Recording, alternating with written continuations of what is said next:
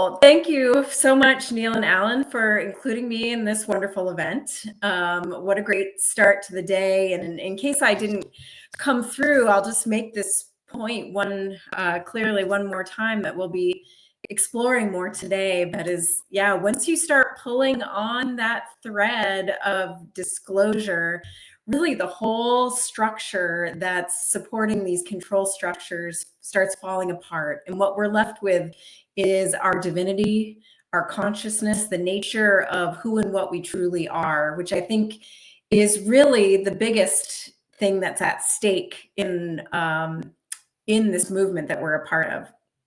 So my presentation today is focusing on contact as an evolutionary catalyst.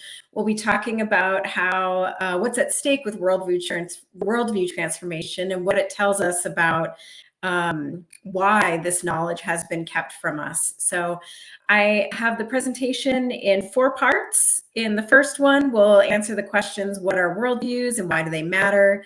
We'll look at how we've been conditioned into viewing the world as a dangerous and dark place and the implication of what I call the fear frameworks on that underlie those materialist worldviews. Then we'll talk about how disclosure and contact challenge those fear frameworks, how transformation actually happens, like how people move from one worldview to another, and what we can do to support that, and then bring it all back down to consciousness. So my general thesis for today is that contact with NHI serves as a powerful catalyst for consciousness evolution by directly challenging the fear-based worldviews that have shaped human society.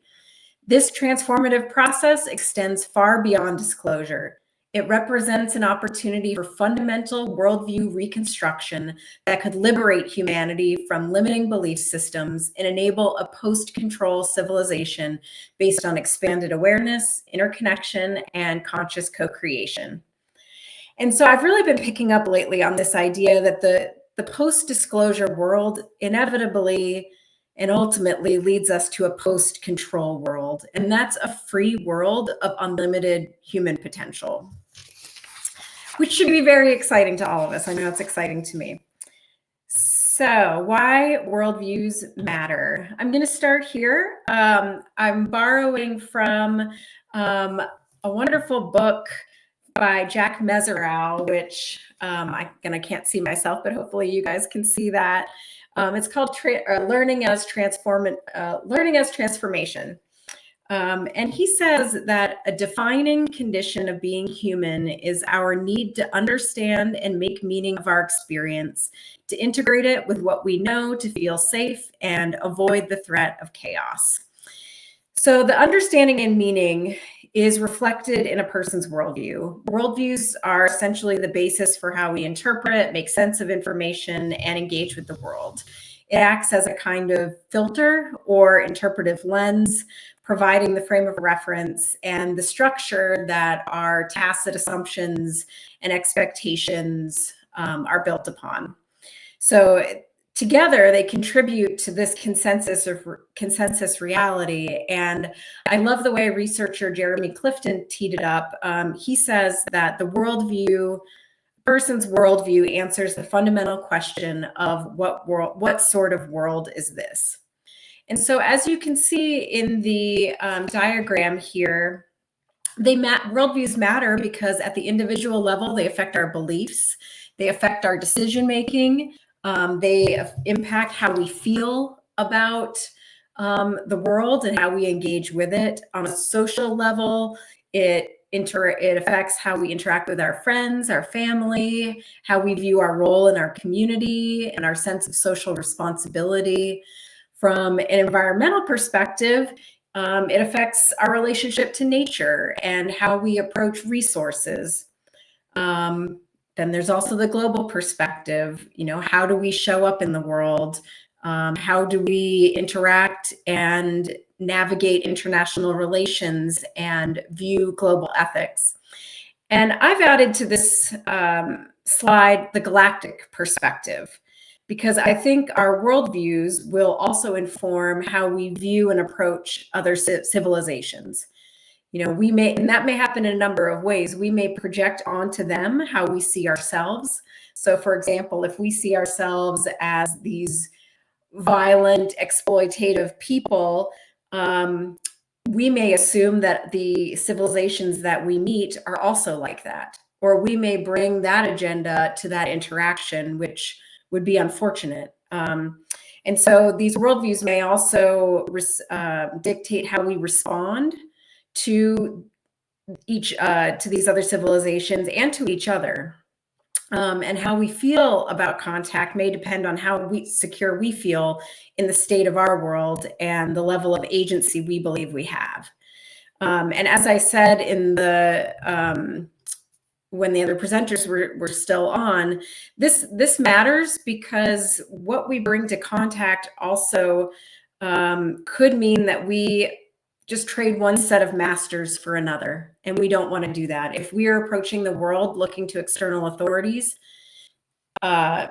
we could project that onto civilizations that come, as I think has happened in the distant past. And in my opinion, that would be a step backward for us. So I'm also borrowing this from Jeremy Clifton. He did some great work on primal worldviews. And again, this answers the question of what sort of world is this? And basically, while there's some nuances, people tend to fall into either end of the spectrum of like, is the world good or is it a bad place? And the world is good view is basically the belief that the world is a delightful place. It's beautiful, fascinating, safe, abundant, full of meaning and getting better. And it's built on these three, what he calls secondary primals, which is that the world is safe, that the world is enticing. And again, it's beautiful. There's rarely any cause for boredom. There's endless opportunities. And that it's alive. It's the belief that the world is animated by intentionality that interacts with you and needs your help. That like the universe and consciousness is this living entity that is not indifferent to you, that is part of you, that is you. And which one we tend towards often surfaces in how we navigate ambiguity in the unknown, which contact certainly represents. I'm going to be pretty blunt in saying that in my perspective, the world is good worldview is the higher consciousness view. Largely because it retains agency. It positions the individual not as the victim of an uncaring and uncontrollable world, but as the creator of and within it. And it's compatible with what we're learning about consciousness and quantum physics and about how reality operates. And I think we know this just in how we feel. The people, in my personal journey, I started off being subject to a lot of the programming that I'm going to talk about in a minute that oriented me toward a more dismal view of the world that at times was just frankly anti-human. And that's how that world is bad worldview can often manifest. And again, that matters because it will color how we view contact, not just in how we think humanity collectively will respond, but in what we're projecting onto these other species. And I think it makes us that much more susceptible to the threat narrative as well. So I'm going to talk a little bit about how we're conditioned into negative worldviews. Because again, I think it speaks to a large extent of why the secrecy on the UFO phenomenon. So individual worldviews are shaped by individual and collective forces. You can think of your families, your schools, churches, social institutions, our collective myths and stories, the media. All of these things kind of come together to form a worldview as a person's growing up.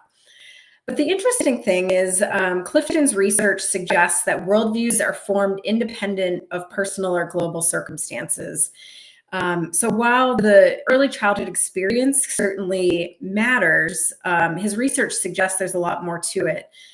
things like income, gender, age, race, education, socioeconomic status, even objective measures of privilege and safety actually show little correlation with positive primal beliefs, suggesting that worldview functions more as a true lens and not a mirror. And I think we've probably all known people who have grown up in what we would consider challenging circumstances that have not lost that sense that the world is a beautiful place and full of hope. And at the same time, you can meet people who grew up in what we might consider more privileged circumstances who have a terrible view of humanity and the world. So there's not necessarily, that hardship does not breed negativity, nor does like prosperity or affluence promote positivity. Specifically, I'm going to show that I think our view of reality is shaped by deep and deliberate frameworks that we often aren't aware of. They're like programs running an invisible operating system in our collective psyche. We think about when we come into the world, there's that natural higher consciousness where you're truly connected to the consciousness that you are, your true divine nature. And there is sort of by default that the world is a beautiful place that we're lucky to be born into. But unfortunately, that positive orientation is programmed out of us practically from the moment we are born. I wanted to highlight this documentary. It came out in 2019. It's really worth watching if you haven't seen it. It does an excellent job at showing programming in action. It's called Recorder, the Marion Stokes Project. So this woman recorded TV news continuously from 1979 until her death in 2012. So it's an extraordinarily vast library of an archive of how media narratives have evolved and shifted over time and shaped public consciousness. And so her work revealed that the steady drip of fear-based programming has conditioned our society. Specifically, she noted that stories of conflict and danger were consistently prioritized over stories of cooperation and progress. We see that in the UFO narratives too. Again, talk about the threat narrative. Those kind of stories are emphasized over the more transformative aspects, which is why, even though I have some reservations about the context of the Jake Barber's revelations, the moment that he shared, assuming it's authentic, which it felt that way, was really beautiful to bring in that transformative aspect and the spiritual component of that, because you rarely hear that. She also found that individual acts were emphasized over collective movements, that official institutional voices were privileged over grassroots perspectives, and that complex issues were reduced to simplistic us versus them narratives, like these antagonistic, dualistic frames. And solutions that challenged existing power structures were marginalized. So we've probably all seen on social media clips making the rounds of like the Mockingbird media, where just like dozens of local TV anchors are all saying the exact same thing. It's like those 3 a.m. talking points that are given by the narrative writers to influence how the public thinks. Like it's not even subtle anymore. It's really deliberate. And you can see how effective it's been. Many people, they can't actually support their position beyond reciting media sound bites. And this is actually ways that I try to gently challenge people. It's like who have a certain view that is perhaps counterproductive to the human evolution or to waking up, is I ask them, like, take me through your logic. Show me your evidence for how you arrived at this position. And honestly, most of them cannot do it. All they can do is recite a headline and something that they heard on the news, which is pretty sad. That's an abdication of our responsibility to each other and to the truth. But it's been a very deliberate program to get us to that point. So the result of this programming is a belief or an orientation that the world is a dangerous place that we must be protected from. it's really revolves around these fear frameworks. So I'll walk through these quickly. You can see them on the screen, but I've identified 5. The first one is scarcity. I think this one is a really big one for humans. It's, this idea that there isn't enough to go around, there's not enough resources, that it's a competitive world. It's like kill or be killed. And so it really emphasizes competition over cooperation. There's also a framework of separation, that we're fundamentally separate from each other in nature. It's like the opposite of the we are all one, that promotes isolation over interconnection. There's also the powerlessness. We're trained to rely on authorities and institutions rather than our own agency and collective power. And so it's, again, training us to be submissive over active. There's also this idea that the things that we might call our lower nature, like conflict, violence, hate, judgment, that they're just part of who we are, rather than learned behaviors that have been shaped by systems. And it promotes this fear of chaos, which I'll return to in a little bit. But it gives us this expectation that there's going to be discord instead of peace. And I think this really does come into contact as well, as I'll mention in a moment. And finally, it's the scientific materialism that reduces everything to what can be sensed and measured. This idea that the world, everything that we experience in the world is coming basically from our brain, as opposed to part of a larger living conscious system. It denies the inherent intelligence and aliveness of nature and of the cosmos. So these fear frameworks serve power by keeping people afraid and thus easier to control.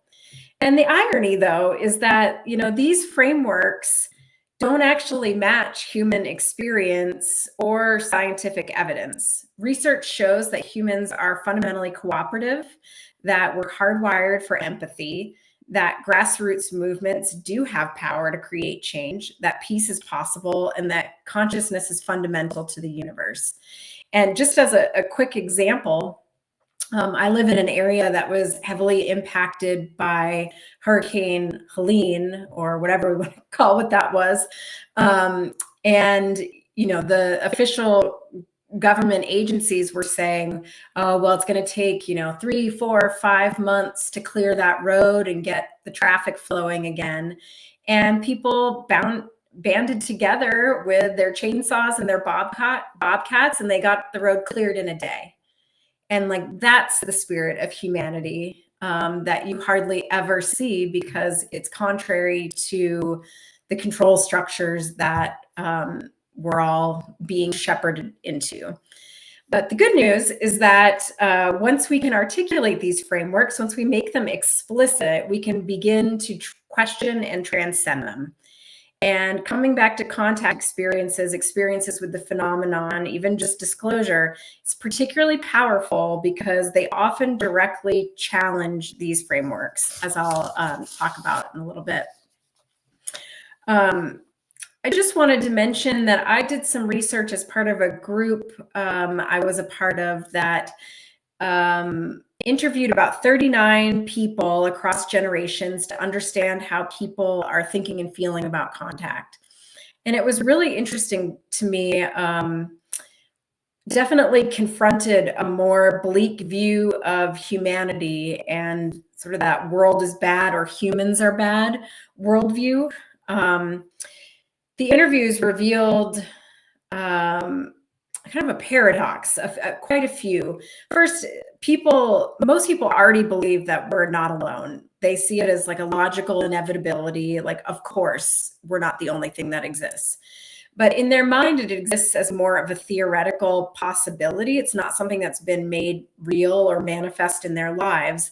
And when people contemplate that on a deeper level, the more like immediate reality of what disclosure and contact could mean, they're both hopeful, but that positive vision exists alongside deep anxiety about what disclosure could bring. And so the core anxiety, interestingly, the core anxiety was not about encountering hostile races or, being put in subjugation to them. It was all about how we would respond as a human society and how our leaders would handle that opportunity.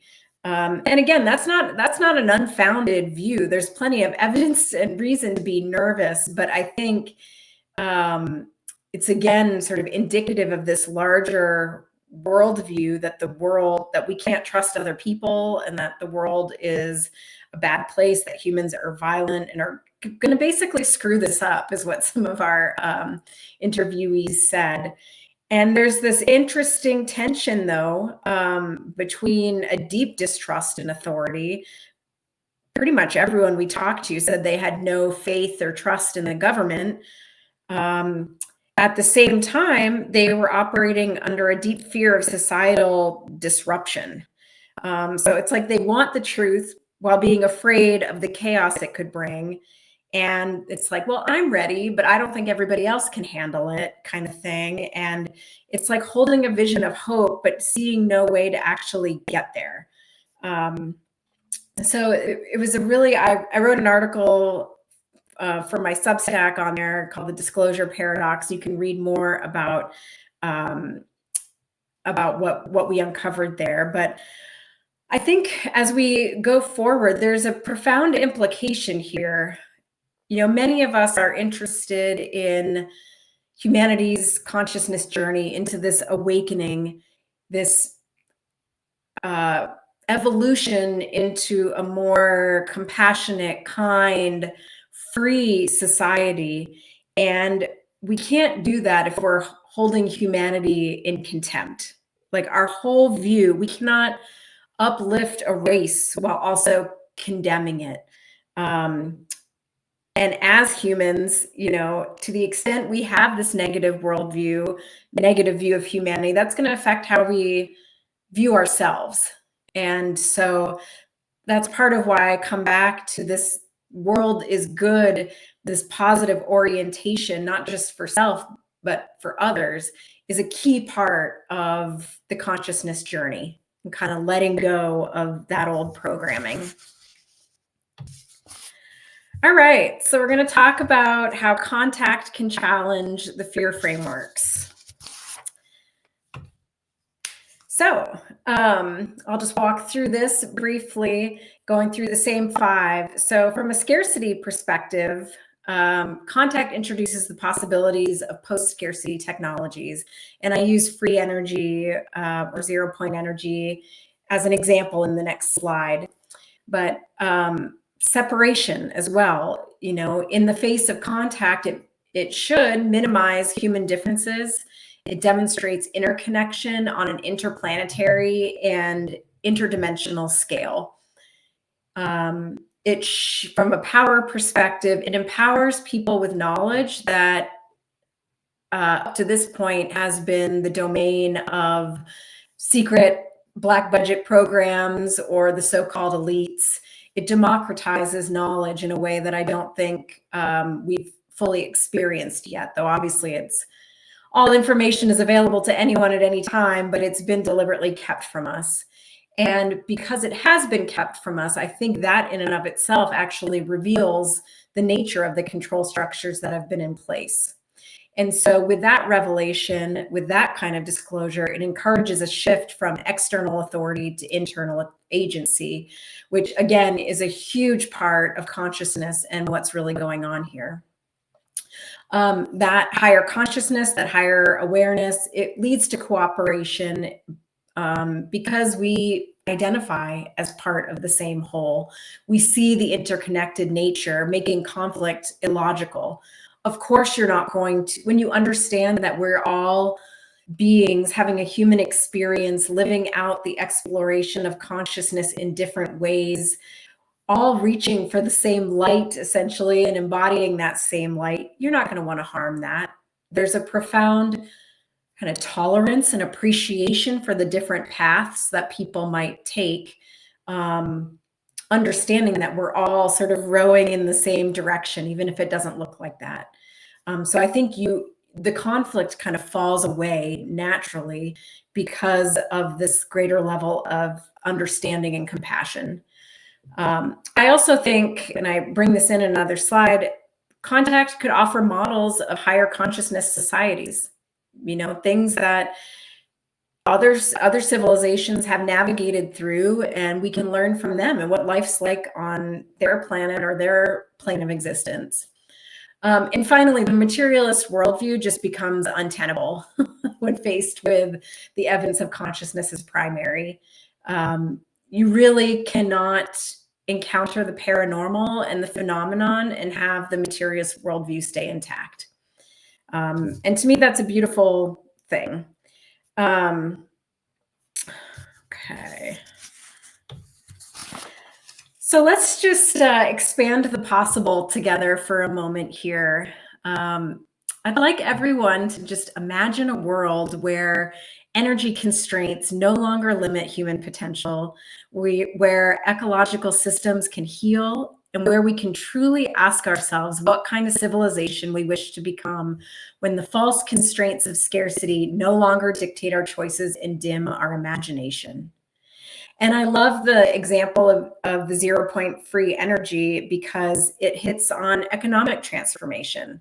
The petrodollar system, which has underpinned sort of the global hegemony for decades, it would become obsolete. And the global power dynamics that are based on energy and resources would shift dramatically because they're not the point of leverage anymore. Resource wars can become a thing of a past in an unlimited world with energy universally accessible. And it just paves the way for a truly collaborative, cooperative global society instead of a competitive one. It also sets the stage for environmental regeneration. The extraction industries that we have, the fossil fuel industries, rapidly phase out as obsolete, which would allow, we've seen how powerful the earth is in regenerating and restoring itself as soon as we stop damaging it. And I think contact could also bring in some additional technologies to help reverse some of the pollution that's taken place. Similarly, the energy water nexus changes. We, in theory, would not just have free energy, but free water. When we can desalinate water because we have the energy to do so and purify water, all of a sudden the global water scarcity is no longer a thing. And so this actually means too that we can live in places that have been previously uninhabitable.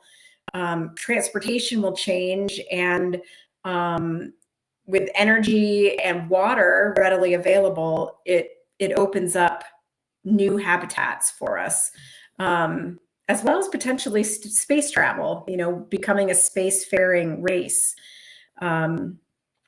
Also, from a material perspective, I love the idea that even though I haven't been into it up to this point, with energy being abundant, we could have 3D printers. So we're not transporting goods all across the world, but things can be produced on site in a much more localized, community-based kind of way.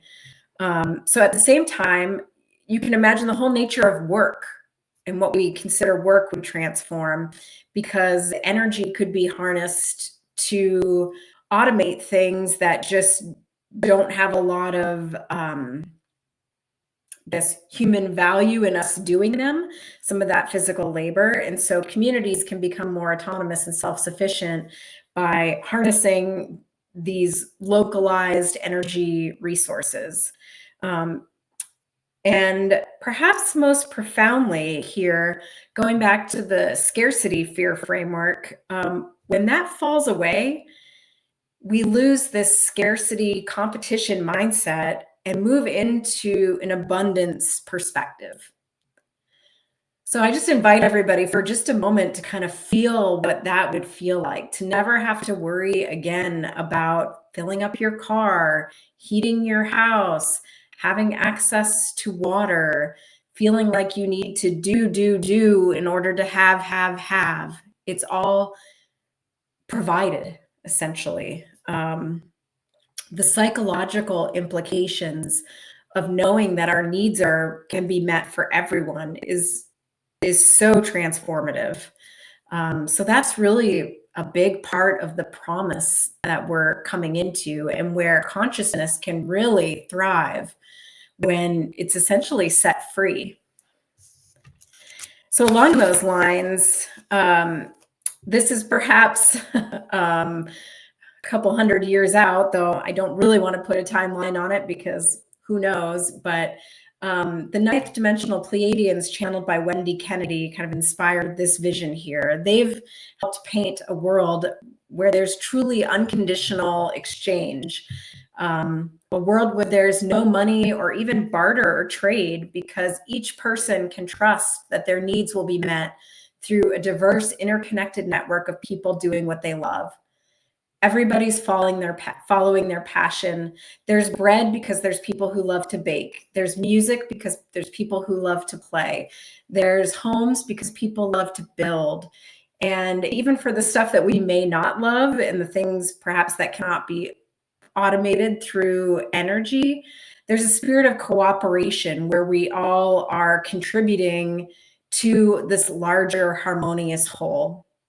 So the cooperation within and across localized communities is no longer hampered by resource constraints, ensuring everyone is cared for. And it invites us to ask different questions, instead of what do we need, it's what do we truly value? What do we want for our world, for our lives, for our children? I think the last two slides help paint the picture of what we're being called into. It's really what's possible through higher consciousness. Expanded consciousness, it grows the available potentials, bringing in new solutions, innovations, and ideas. It grows the pie, so to speak. However, we don't want to be naive about it. If we had free energy overnight, our world would probably collapse. It would be just too abrupt a shift. There needs to be some careful transition planning on how to roll that out.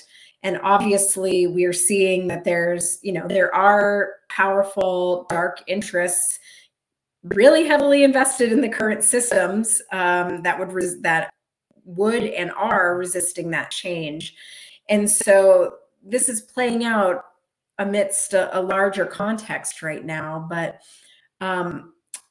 I take some solace in that there's evidence that suggests that advanced technologies and heightened human abilities tend to come more online as consciousness creates the capacity to use them productively and for the common good, benevolently.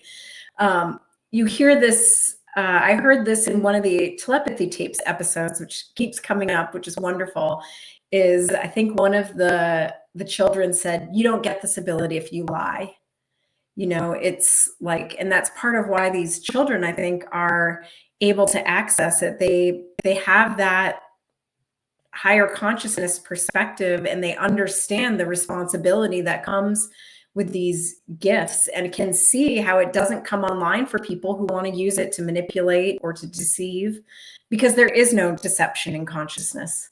There's no more secrets. So it's perhaps merciful, and it was hard listening to some of the stories in the telepathy tapes of like a child who has access to everybody's thoughts and is experiencing his father abusing his mother for so forth. That's a tremendous burden. So it really speaks to the role consciousness plays in leading in building greater compassion, connection, and understanding that then will activate the abilities that are commensurate with that level of consciousness, and hopefully form habits that are supportive of collective well-being. So finally, I think this overarching vision and sort of what becomes possible is a big part of why consciousness has been deliberately suppressed, but also why it's necessary for positive growth.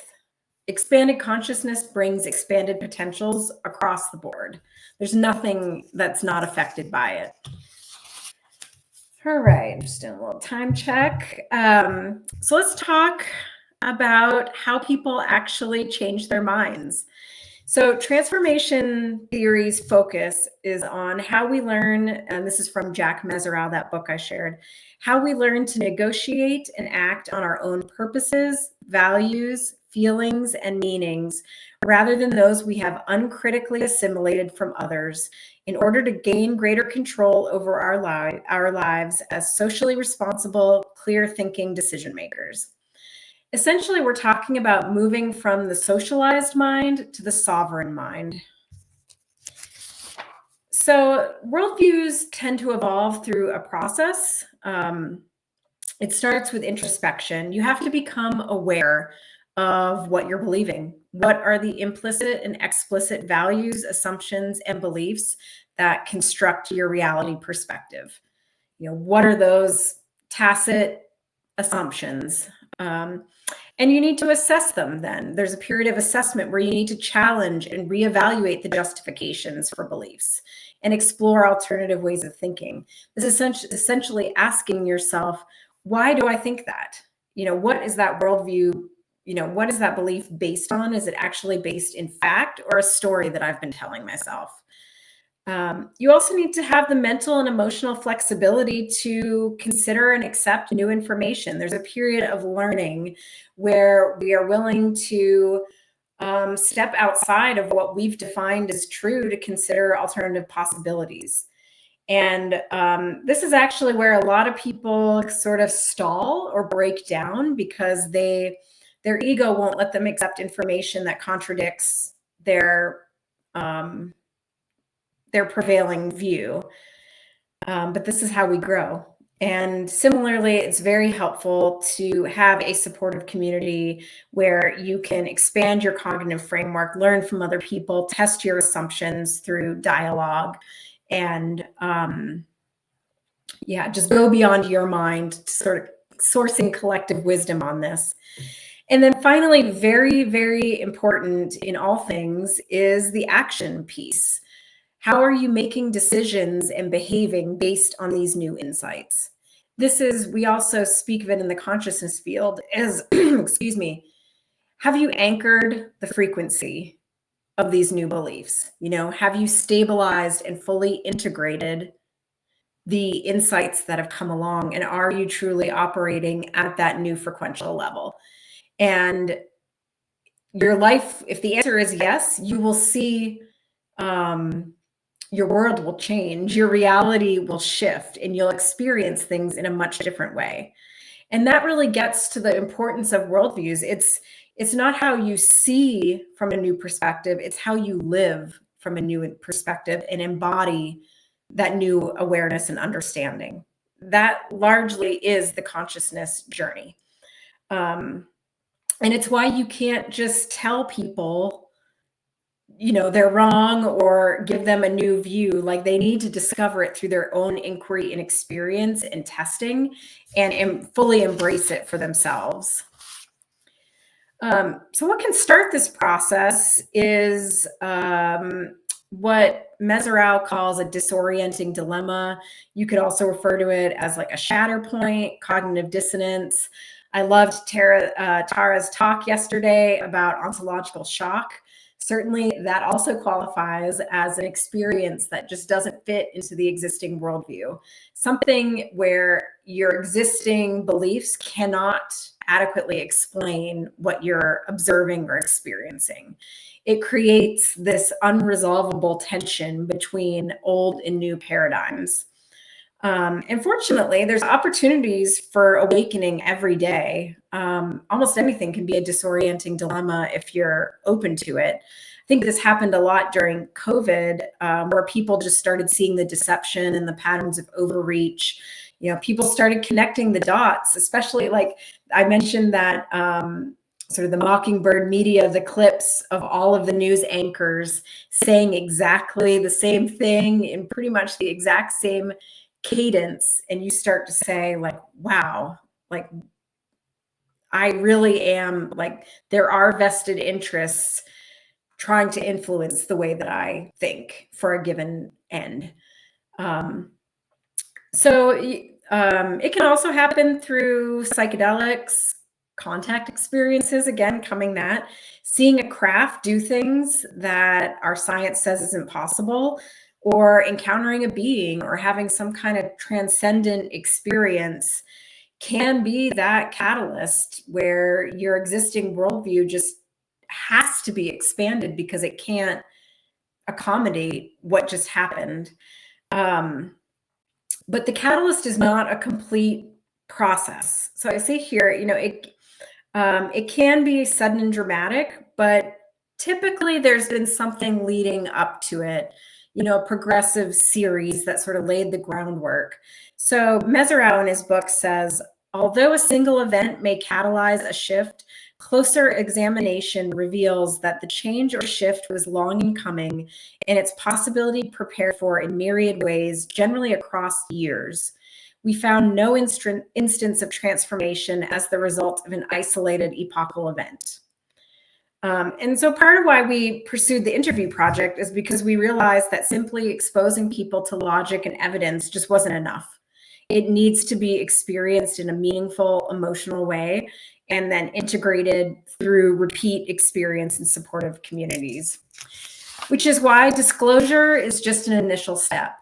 It's not a final destination. And I'll just walk quickly through this. But I think disclosure, it will follow a process, this general process, though people may enter in at different points in this process. But essentially, the point is that government disclosure creates awareness, but not integration. Our work is far from done, even when that information comes out. So there's theoretical acceptance where most people, I think, are. Like I said, it's like, of course, we're not alone. Then there's the evidential acceptance. You start seeing whether it's these military videos or something in your life, or just the body of work for people like on this conference have experienced and compiled and shared that give tangible proof that we are not alone. Then there's the experiential acceptance, where you have a direct personal or collective encounter that cements that theoretical and evidential suggestion. Then you start reconciling this new reality within your existing framework. You go through a cognitive process of trying to understand where your reality needs to be expanded, what needs to be let go, and so forth. And of course, there's an emotional processing aspect. You have to work through fear, wonder, disorientation. This kind of reminds me of what Dr. Tara was saying yesterday about the ontological, or I think maybe it was Alan kind of saying the ontological shock therapists. This can be incredibly destabilizing for people who have really clung to a certain perception and perspective on how the world is. So we need to be prepared to help people work through that and to help them reconstruct their worldview, to build new meaning structures, new sets of assumptions and beliefs, ideally based in higher consciousness, that you are source, you are a creator. This world is a function of your thoughts and beliefs, and we are all connected. Building that kind of higher consciousness worldview to give meaning to our experience and our existence here. And then actually living differently based on that new understanding, as I mentioned before. And what naturally comes from that is a fundamental shift in your self-concept and your purpose. I can say that my own consciousness journey has largely mirrored this process, to the point where I feel that my identity has been completely transformed, that I don't judge or condemn the person that I was, but it's just not me anymore. I have fully transformed, and I love seeing that in the clients that I work with in my coaching. It's who can you become when you're not living from those fear frameworks anymore and these old stories and ideas of who you are. All right, so let me just start wrapping. I'm almost done. Start wrapping up here. So again, it's largely a process of integration. And so rather than just hoping people have profound experiences that change their worldviews or try and present them with the logic that will change their mind, we can create containers that support the full transformation process. This can be support systems for examining assumptions, focusing on education and preparation, building trusted information networks, and fostering positive vision in an inclusive, collaborative way, while also empowering individual engagement and coming back to that personal agency and preparedness. And also, I just have on here, we do need to demand transparency, accountability, and integrity from our leadership and institutions. And as soon as possible, I would say start bringing people who carry the light of this more positive worldview into our governance structures for as long as we still need those. I think that's going to be a longer term transition where we still have some form of what we call government, but hopefully it's getting infiltrated by people who are willing to do things differently. I also wanted to make the point that coming back to the fear frameworks, that in sort of the larger structure of control, it's made us really afraid of chaos, that we don't trust other people, that the world's a dangerous place. And it's important to remember that we're participating in the turning of an age. This is the seeding of new energies in the journey into higher consciousness. It is the time that we all came for.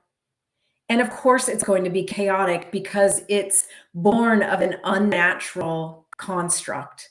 That it is chaotic is because we have resisted natural cycles. It's because we've built unnatural ways of hierarchy and exploitation and engaging with others through dominance and manipulation. That is an unnatural construct that, of course, is going to be violent as it collapses. It's going to cling to control. It's going to be that kind of earthquake. And this is legitimately scary and destabilizing for people who lack the longer term, higher consciousness perspective to see how this all is playing out and to understand their agency to have a beautiful life, no matter what is going on in the world around them, to really carry that light for the collective.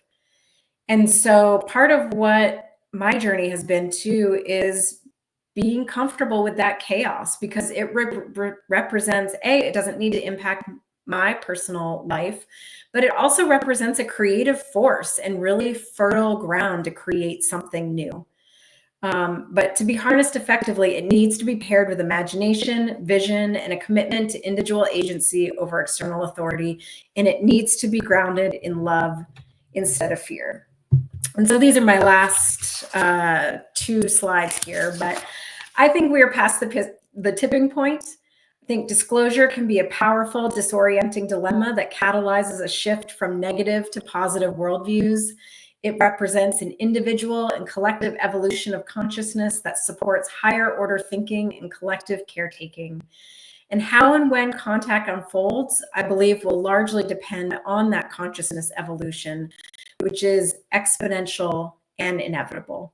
And I think we all have a role to play where our choices every day matter. Disclosure and the contact that it will usher in is an invitation to transformation. We really are all faced with the choice of, do we want to remain in the fear frameworks, or do we want to liberate ourselves and step into conscious creation to create the world that we all know deep in our hearts is possible and what we're all longing for? So what's at stake here with disclosure is not just what we know, but who we become.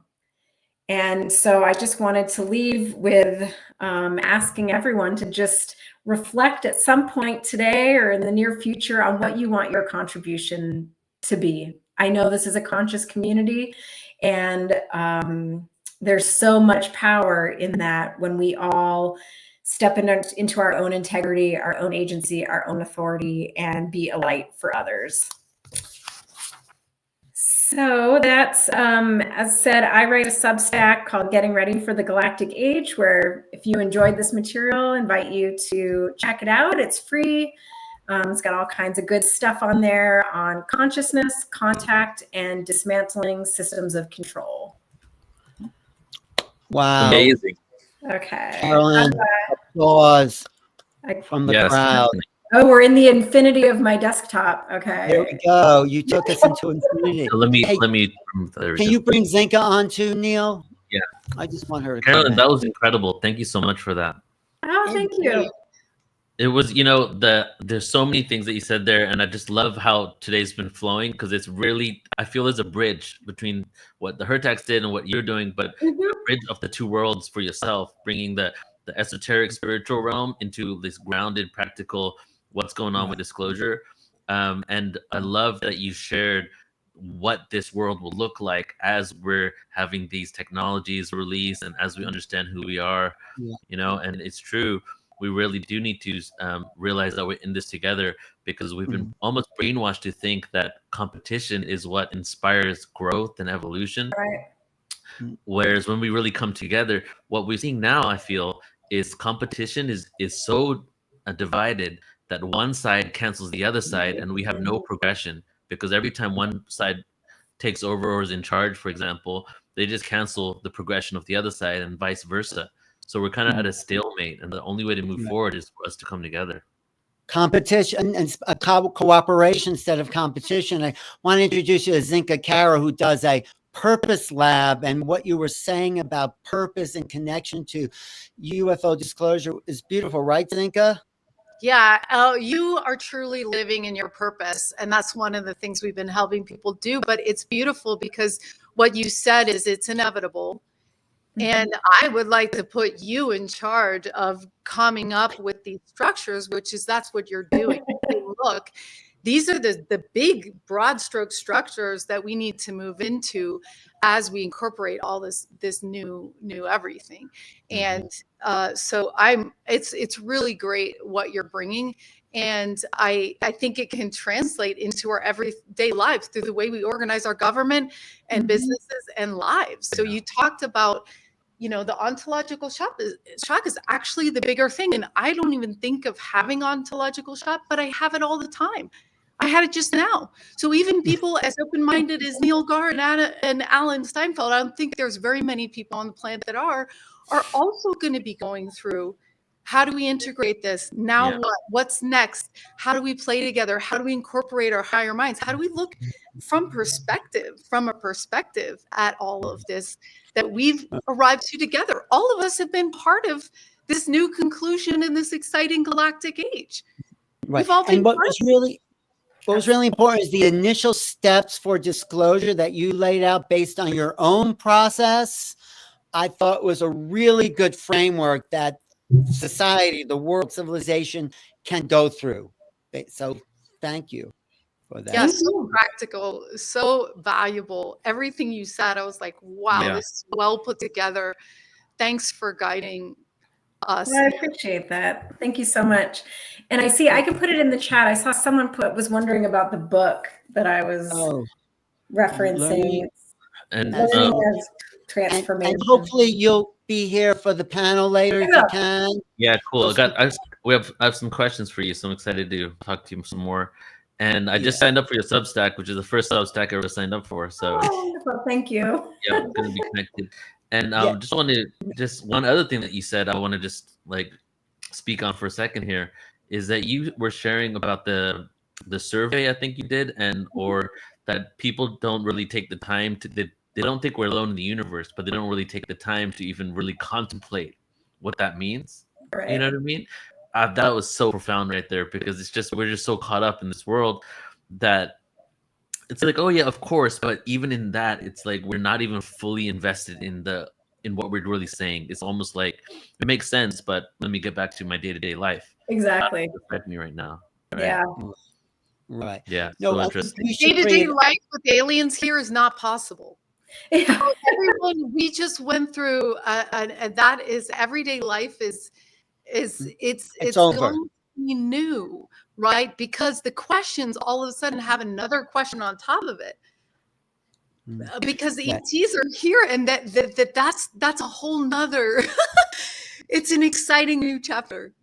Yeah. You know, we should create a think tank, Zinco, with Carolyn, a few other, in order to actually formulate this intellectually and academically and present these, because we all have a piece here. That's why we're doing these 3 days, and putting it together is a really good educational format that I think we're developing. So, well, and going back to surveys, so yes, we're putting LightNet is a think tank, it's a nonprofit, and yes, the questions are important, because the other day we downloaded with John Ramirez. He said, well, the first question when the aliens come here is going to be, why are you here?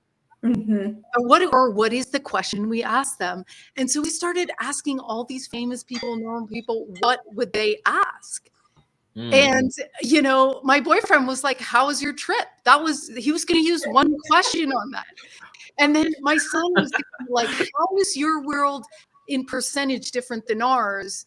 And do we have everything we need on Earth to build a spaceship? It was my son's, you know, so we are in the most, and I'm so excited we're going to be bringing Avi Loeb up, because he is one, you know, I was looking up who, you know, what is his specific title. He's an astrophysicist. He works in theory and computation, but really he's done more for what you were talking about, which is calling a social revolution of curiosity, because he said sometimes truth runs counter to consensus. Yeah. well, absolutely. he had a hard time when he said, I think maybe Umeomea could be a ship. And all the other astrophysicists who probably talked about said, no, we don't believe that. Get out of here. Really discounted him. And he was presenting new possibilities as a scientist. And that's what he came up against.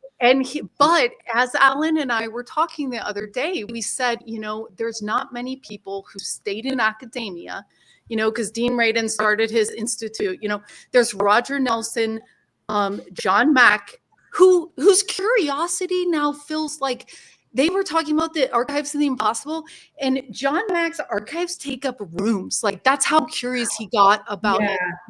Same with Avi.